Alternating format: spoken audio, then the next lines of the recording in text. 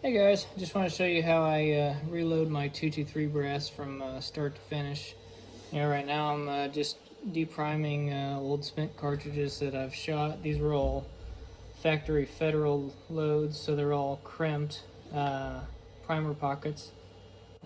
So the first thing I'm going to do is I'm going to deprime them, and then I'll show you how I fix that crimping problem. Anyway, I've got my lead press set up. First thing I do, I just switched over to this stuff. It's Imperial Sizing Dye Wax. I was using the case lube from Hornady. They're hot shot, one shot. And I was getting cases that were just really hard to use, but I'll just take a little bit of this, rub it on there, and it's almost butter now. I'm so happy with the product. See, I'll just wax the outside of that shoulder a little bit and pop out all them primers. And I'll go through and go ahead and do like a batch of 50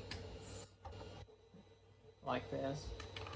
And once I get all these done, then I'll de-swedge them. And I've got a single stage press.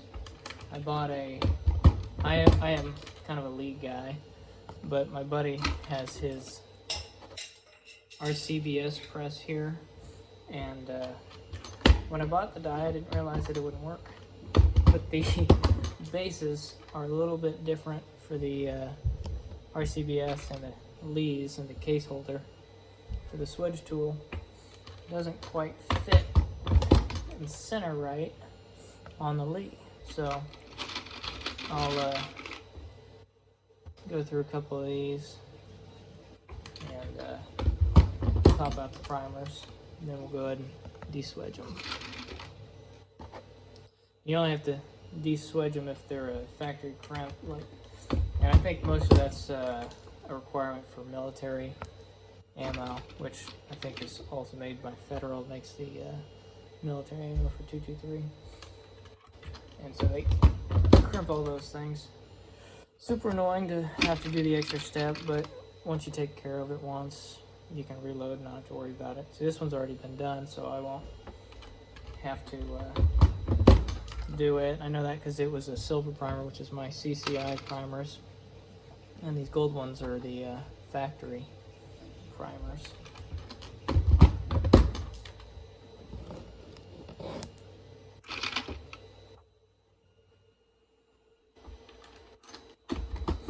I've got my indexing rod out of this right now so that I can go ahead and run through these without having to turn this thing back, and kind of basically use this turret as a single stage press for the moment.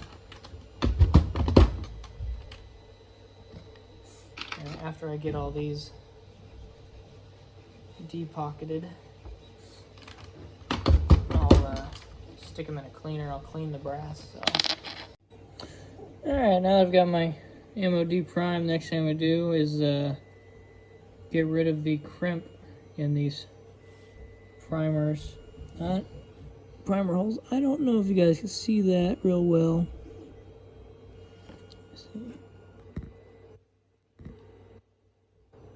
There's a little extra piece that comes around here inside that it's just tight enough that when you try and stick a primer in, it'll just, well, it won't go in right and you'll end up ruining primers. So this is the primer pocket. Oops. I think to focus. There you go. The primer pocket tool that I use here from RCBS. You just stick it on here. Well, you'll put it on the top first, run this up, and then just smack it. Pop it off. And then that cleans it out so you can put a primer in it. It's super fast and easy. Previously I was using a little drill bit and kind of grinding them out, but yeah, that was a pain. This is, on press, slam her down, up, and what it does of the little tiny pieces of that brass that it actually pushes out of that pocket. So I'll go ahead and run these. And yeah, just do that 100 times. And then my brass is ready to be cleaned.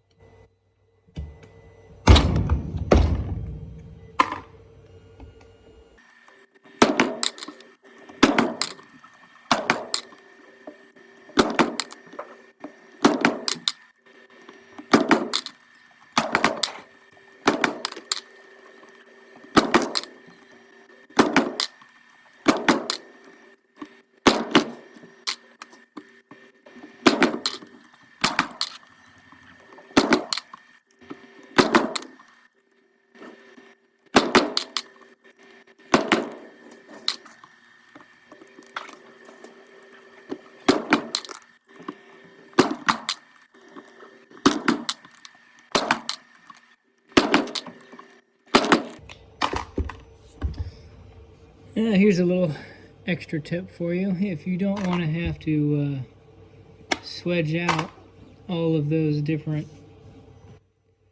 223s, do your research, find out what brands use crimped primer pockets and which ones don't.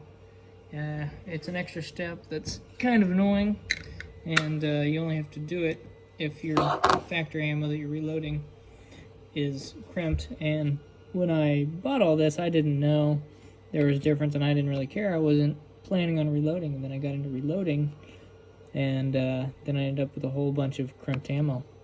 So that's why I'm having to do all this. So if you kind of pre-plan and buy ammo that doesn't, or brass that isn't crimped, then this is a step that you don't have to normally take. But alright, now that I've got all my brass swedged out and ready to be cleaned, I used to do a tumble dry and rice, and because I was trying to do cheap stuff. My buddy brought over his stuff. We have this ultrasonic cleaner. It is sweet. I kind of just mix whatever I feel like in it. I put water, vinegar, Dawn dish soap, and car wax. But it is pretty good. The only thing I don't like about this cleaner is you can only, well, sometimes the buttons don't work, that's a problem. But you can only set it up to 480 seconds, which isn't long enough in my opinion. I'd like to see this thing run for like 15-20 minutes and not have to turn it back on again and again and again. But it does do a good job cleaning the brass. Normally I put more than that in a bucket, but I've already used this liquid once for some 45. I'm gonna go ahead and use it again as soon as I find the lid. And so these, if you've never used an ultrasonic cleaner, they just use kind of ultrasonic vibrations. Before I start, you're probably hearing another annoying noise.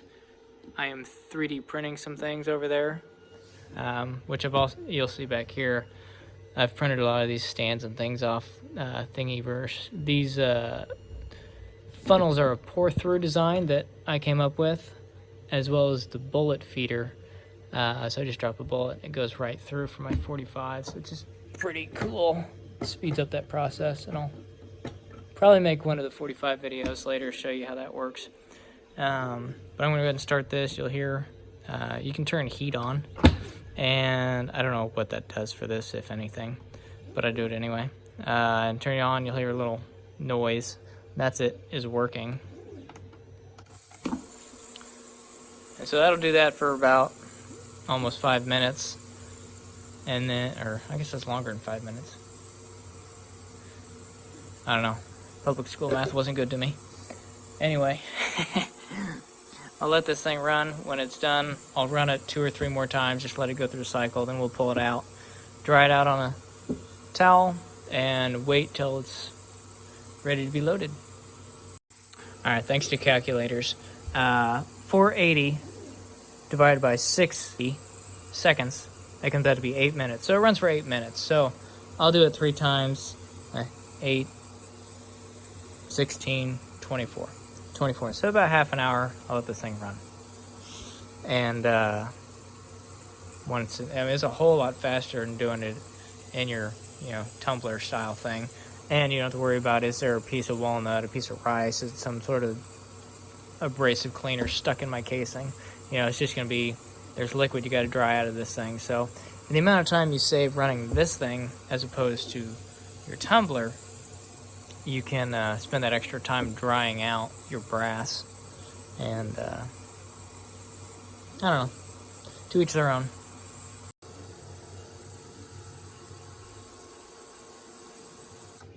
Done. All right, now on for the next step. What I normally do is get all this brass out of here. Try not to soak the table too much. And I'll dump them out on this towel. You can see they're still pretty damp, soapy, but they're pretty clean.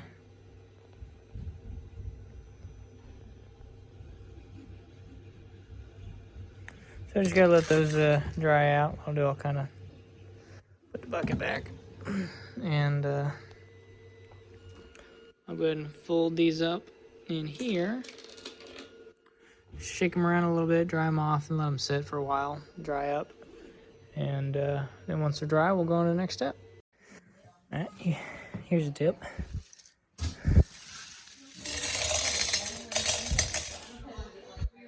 Sneak them into your wife's oven while she's not paying attention.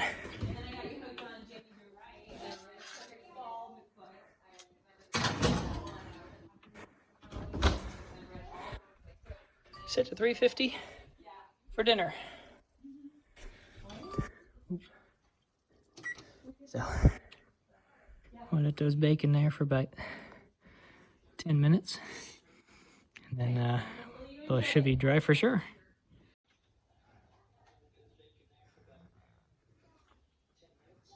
Can I stick these in there? Yeah. Are you sure? Should be safe. What's in those?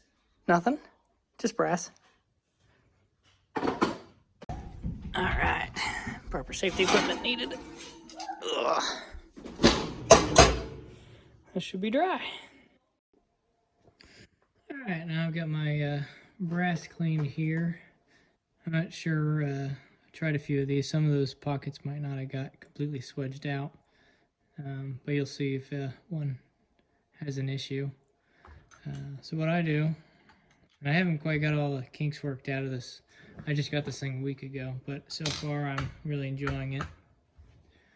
So first thing I'll do is put a primer in there, pull it down, and see it's kind of sticky where it doesn't want to go in, so I'm kind of push it, and that's because that is a crimped pocket and kind of a pain.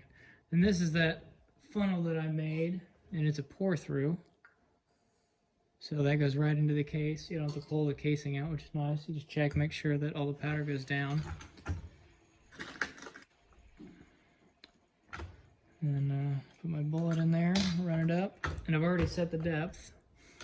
So then do my factory crimp, and voila. That's pretty much how I do my bullets. And I'll put another one for you. I always inspect my brass as I stick it in. So this is, yeah, see, there's a little problem that wasn't centering, and I've got an adjustable indexing rod.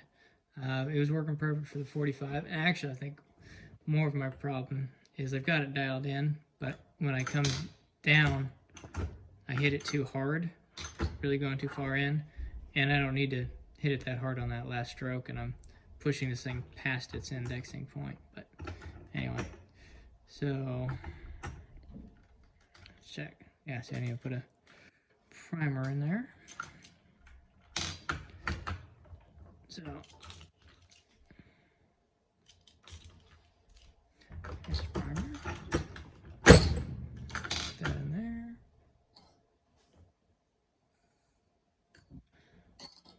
Check powder. Grab a bullet.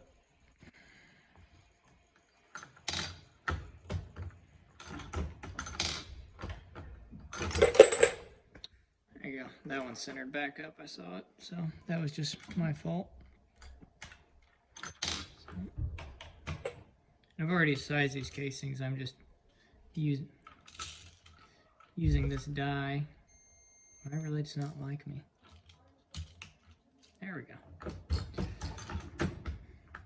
That's how it's supposed to go, when they're nice and smooth. And I've got a powder measure that's going over here on the side. And so it's getting my correct amount of powder.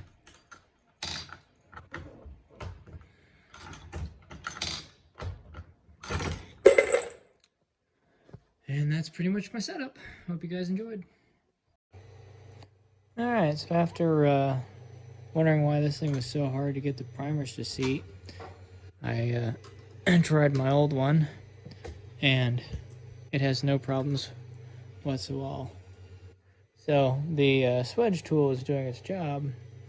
For some reason, this thing doesn't line up right. And I had the same problem with my 45. And part of the problem I had with that one is that I was using the wrong, this is not a Lee base, so I made this little insert that actually would make because of my 45s, the primers weren't seating properly. I couldn't get them to work. Well, it seems like even on the Lee dies, it has the same issue. So when I go to put it in here and run it with a crimp pocket at least, they do not want to center perfectly. But if I run it in this guy, I got no problem at all. So for now, I'm gonna use this, and I'll just skip that stage on the press for now.